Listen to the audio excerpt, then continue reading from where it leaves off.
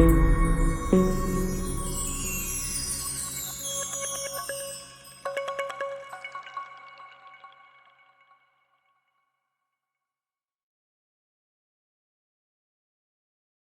but don't stumble over the expectations.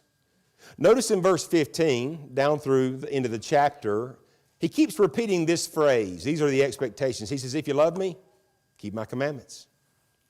Then he went on in verse 21 and said, he that hath my commandments and keepeth them, he it is that loveth me. He that loveth me shall be loved of my Father, and I'll love him and manifest myself to him. In verse 23 and 24, he continues on that same line of thinking. Here are the expectations. If you have my word, and if you love me, then you'll do what I say. We joke about that in our house from time to time. I'll ask my kids. My kids will say, Dad, I love you, or Mom, I love you. And we'll say, well, prove it. Keep my commandments. Right? Sometimes it works, sometimes it don't. But here's what you and I know. Every part of life has expectations. If you have a job, how many of y'all employed today? All right. Where you work at or who you work for, there are expectations. Even if you own your own business, there better be expectations or you won't own it long. You have expectations, listen to me now, of the people that work for you because you want your business to do well and you want it to thrive. And so you put expectations on others because you have expectations for yourself. And anywhere there's not expectations, there's going to be nothing that comes out of it. Why would we think the Christian life would be any different? But can I tell you, there's a lot of people today that are stumbling over the expectations. Everybody wants to go to heaven when they die. Everybody, just about, if you got a brain in your head that functions halfway normal. Somebody asks you, where do you want to go when you die? I've heard some people talk about going to hell, but they just messing around being stupid. I can tell you, I can prove that to you. Anybody want to go to hell, go build a fire in the middle of the yard and stand there for 20 minutes. You don't go to hell. That's dumb. Everybody wants to go to heaven, but they want to go without any expectations. Now, here's what you and I know. Listen closely to me. I don't want to muddy the waters. Here's where people stumble in the arena of expectations. They don't understand how God sees this issue. We know, according to 2 Corinthians 5:17, that when God saves us, as I said earlier, He changes us.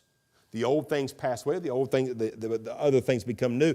But you know what that verse actually screams to me and you? There's a process taking place right now in every one of our lives. There's a metamorphosis taking place in everybody in here's life, and everybody's at a different stage. Have you ever seen, I don't know that I've seen this, but once or twice in my life, have you ever seen the caterpillar's cocoon, or after it's opened up and the butterfly is left? Everybody's pretty familiar with the fact that happens, right? The little caterpillars that are, kind of walking around in the spring, I believe, next thing you know, they end up cocooned, and then the beautiful butterfly, right? The metamorphosis takes place. That's what happens in our lives. There's a process. From the day you get saved to the day you die, God is taking you through that process of metamorphosis. And here's the thing about it. Think about it like this right here. That process takes a lifetime to complete. Now, what you and I will look like at the end of it is all about our compliance. All about what we've done with the expectations God has showed us from the Word. There's some people that by the time they get to the end of that process, they flying, beautiful colored butterflies. They still cocooned. Like if you were to open them up, to be like all deformed. Like a caterpillar like with half a wing. Like, oh, I opened that cocoon too early. And for the Christian, though, it's just like, oh, I got about half in, and then expectations come and I stumbled over them. I was doing okay with the first 2 or 3, and then next thing you know, I found out something else God wanted, and I was like, nah, I'm out. Go home, not completely formed, but more like deformed. It takes a lifetime. Now think about this. When I said earlier that we don't understand how God sees this process when it comes to the expectations, what would it be like to take a 5-year-old child and lay upon them the responsibilities, listen to me closely, of working, providing for, and managing a family? It would be a disaster because it would overwhelm them. And see, God does not overwhelm His children when they first get saved and drop all the expectations of what you're going to be or what you need to know or the expectations of your life on you immediately. What He does is this right here. He builds us in this metamorphosis, one truth, one commandment at a time. You get saved, He shows you a truth. Maybe it's like this. You get saved and God teaches you the importance of faithfulness.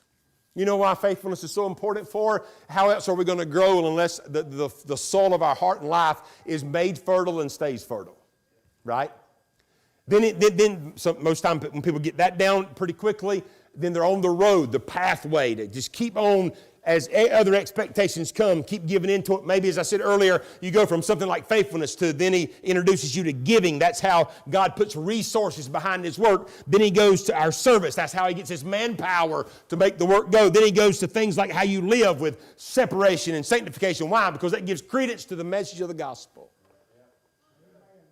Now, as you walk through those expectations, listen to me now.